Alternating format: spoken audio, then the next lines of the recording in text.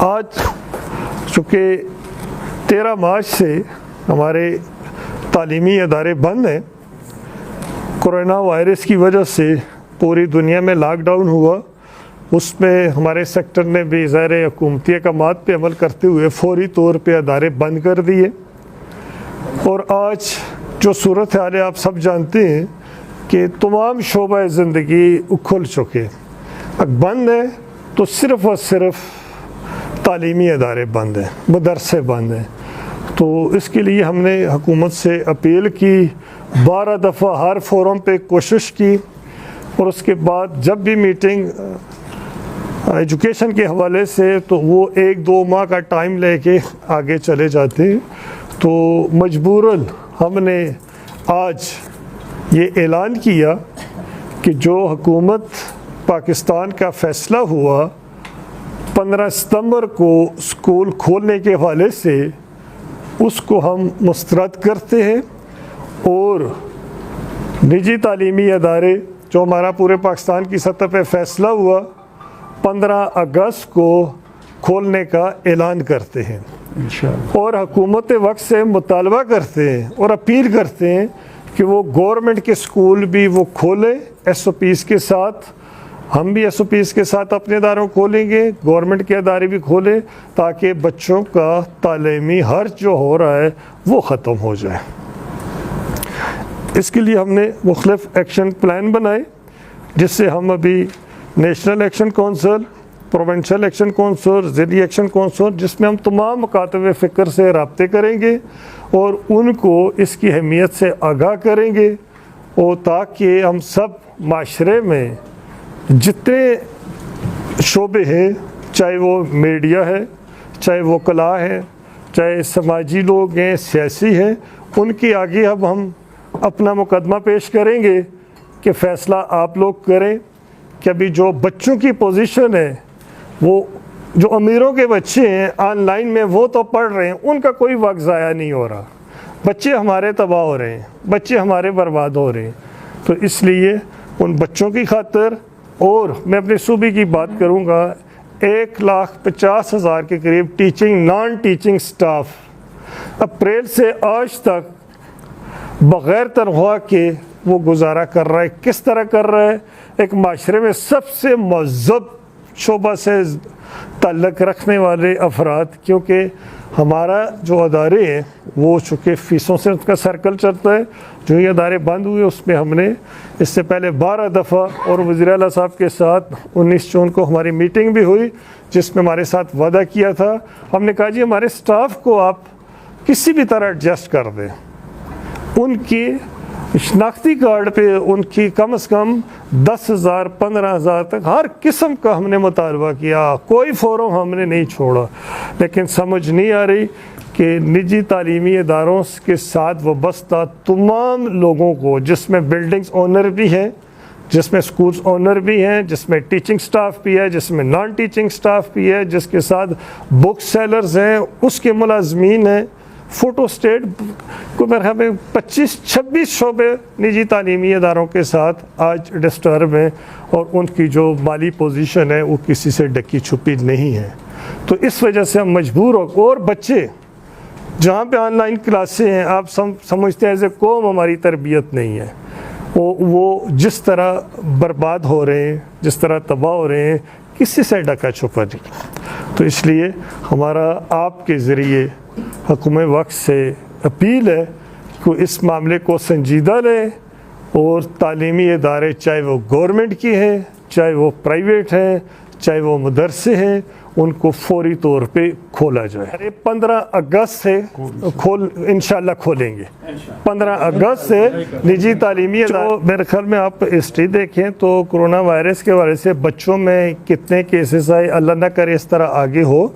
उसके अलावा जो अदारे हैं, प्राइवेट स्कूल्स हैं, इसमें सैनिटाइज़र, मास्क और जो समाजी फासला है इस सब का ख्याल रखा जाएगा। बच्चों को क्लास में कम से कम जो गवर्नमेंट मुकर्रर करे, हम ये नहीं कहते कि उनको हम मुकर्रर करेंगे, जो गवर्नमेंट SOPs मुकर्रर करेगी हम इंशाल्लाह उसके अंदर रह के अपने बच्चों की हिफाजत हमारा पहला फ़र्ज़ बनता है।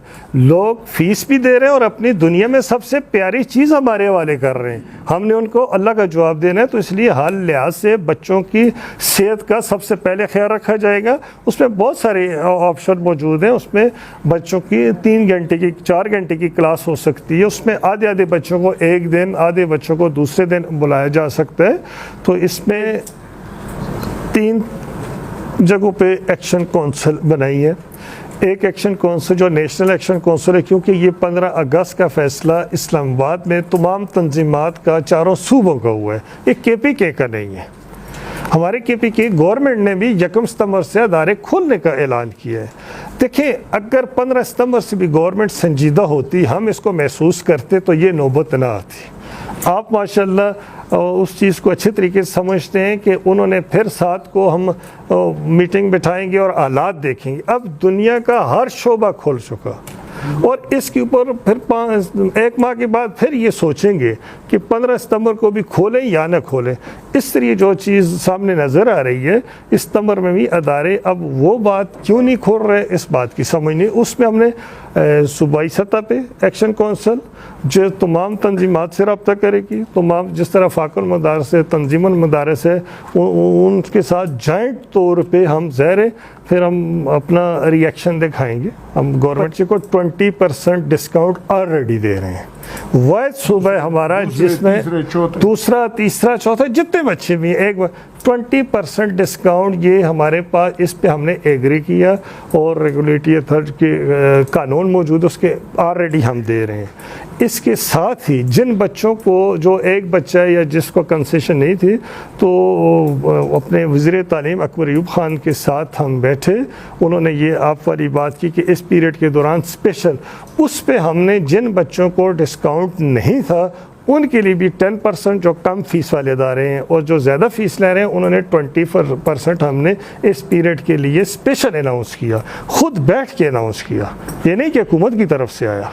सर, अभी आपने बात की कि मार्च से जो है आपके टीचर जो हैं उनको तनख्वाही में नहीं मिल रही, बेरोज़गार हैं, फीसें आप ले रहे हैं लेकिन वो तनख्वाही क्यों नहीं दे रहे? सर, अगर कोई एक अदारा आप ये बता दें जो फ़ीस ले रहा है और तनख्वाह नहीं दे रहा, ये हो ही नहीं सकता। जो अदारे फ़ीस ले रहे हैं, जिस तरह आपके पास कुछ बड़े अदारे हैं, ज़्यादा फ़ीस वाले अदारे हैं, उनमें से किसी स्टाफ मेंबर से पूछें, अगर अदारा फ़ीस ले रहा है और वो सैलरी नहीं दे रहा, चाहे teaching staff, non teaching staff, उसको हम कानूनी तौर पे अपनी रेगुलेटरी अथॉरिटी में लेके जा सकते हैं।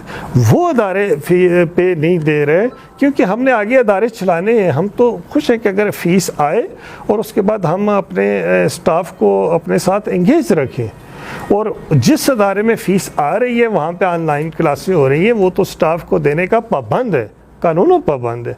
ये बात जो हम नहीं दे रहे, ये हमने अपने चीफ एग्जीक्यूटिव को उसके सामने बैठ के बताई कि फ़ीस नहीं आ रही। अगर किसी अदारे में किसी भाई के नोटिस में है तो उसके ख़िलाफ़ हम तंजीमी तौर पर भी एक्शन करने के लिए तैयार हैं। सर, एक तो बात बताइएगा कि जैसे कि आपने बात की कि कोरोना वायरस का ख़तरा अभी टला नहीं है, तो जब आप स्कूल स्टार्ट कर देंगे अगर कोई बच्चा उस दौरान इफेक्टिव हो जाता है तो पूरा एक अदारा जो है वो इफेक्टिव होने का ख़तरा है, तो उसका ज़िम्मेदार कौन होगा?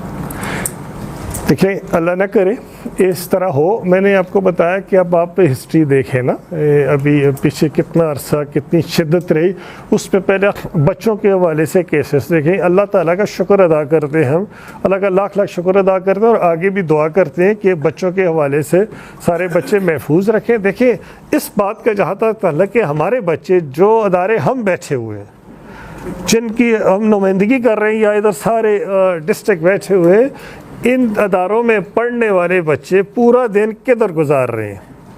वालिदैन के साथ बाज़ारों में भी हैं, ग्राउंडों में भी हैं, गली महलों में भी हैं। वो वहाँ पे कौन से SOPs का ख्याल रखा जा रहा है? देखिए, हक़ाइक़ को देखना चाहिए। अब अदारे के अंदर एक क्लास है 30 बच्चों की है, वहाँ पे हमने कहा जी 15 को बैठाएंगे, 3 का बेंच है, 2 को बैठाएंगे।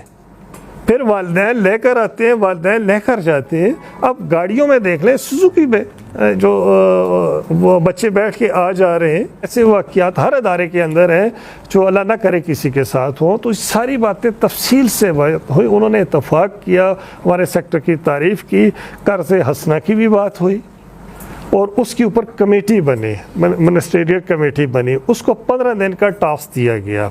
आज मेरा 45-46 दिन और अभी हमने वज़ीर-ए-आज़म पाकिस्तान को ये सारी जो कमिटमेंट हमने 19 जून को उस असम्बली के सामने बजट इजलास में धरने का ऐलान किया था।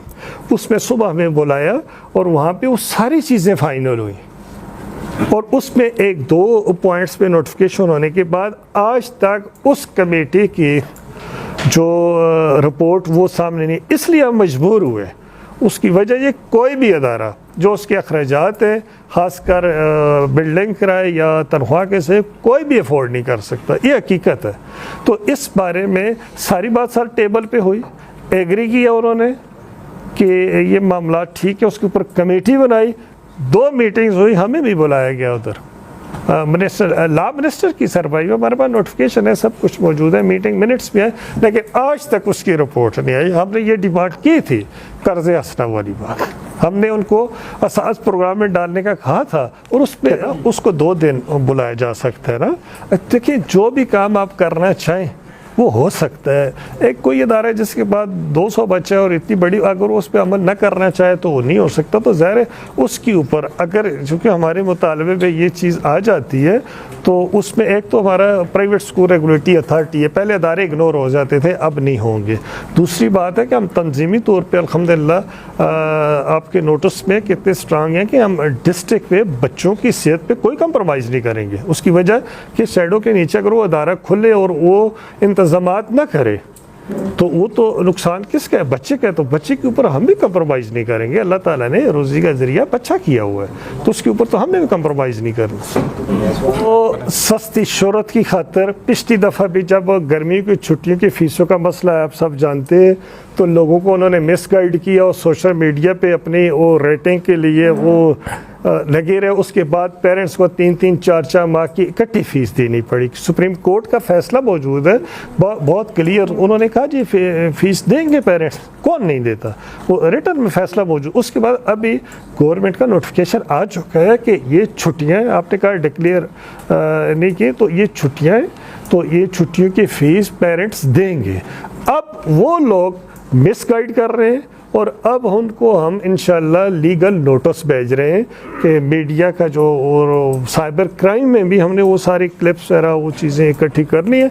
इंशाल्लाह साइबर क्राइम में भी हम उनको लेके जा रहे हैं कि वो पेरेंट्स को मिसगाइड करें। हलीम साहब के हवाले से अभी मैं इसलिए खामोश रहा, ज़ाहिर है हमारा वो डिस्ट्रिक्ट है, तो मेरे भाइयों की तरफ से ये राय आई कि वज़ीर आला साहब और वज़ीर तालीम का हम शुक्रिया अदा करें कि उन्होंने पहली मीटिंग में भी कहा था कि स्कूल खुलने चाहिए। जब हम उनके पास के उन्होंने कहा जी हम, और इस दफ़े भी आपने मीडिया के ज़रिए देखा कि इस्लामाबाद में जो मीटिंग हुई तो वहाँ पे हमारे KP की गवर्नमेंट ने ये हमायत की कि 1 सितंबर से तालीमी इदारे खुलने चाहिए, लेकिन बाकी तीनों सूबों की तरफ से उसकी मुखालफत हुई और वो फ़ैसला उसमें हुआ। तो यहाँ से तो इस हद तक भी राय आई, हालांकि हम एहतजाज में जा रहे हैं कि ज़ाहिर है उन्होंने तो अपने हिस्से का किरदार अदा किया, तो उनका तो हमें शुक्रिया अदा कर रहे हैं। उनकी बस में यही था कि वो उस फोरम पे हमारी नुमाइंदगी करते हुए या हमारे तालीमी इदारों की नुमाइंदगी करते हुए वो इस हक़ में, और जब हमारी मुलाकात भी तो वज़ीर साहब ने कहा जी हम तालीमी इदारे बंद करने के हक़ में नहीं हैं, और उसका सबूत उन्होंने दोनों मीटिंग्स में दिया।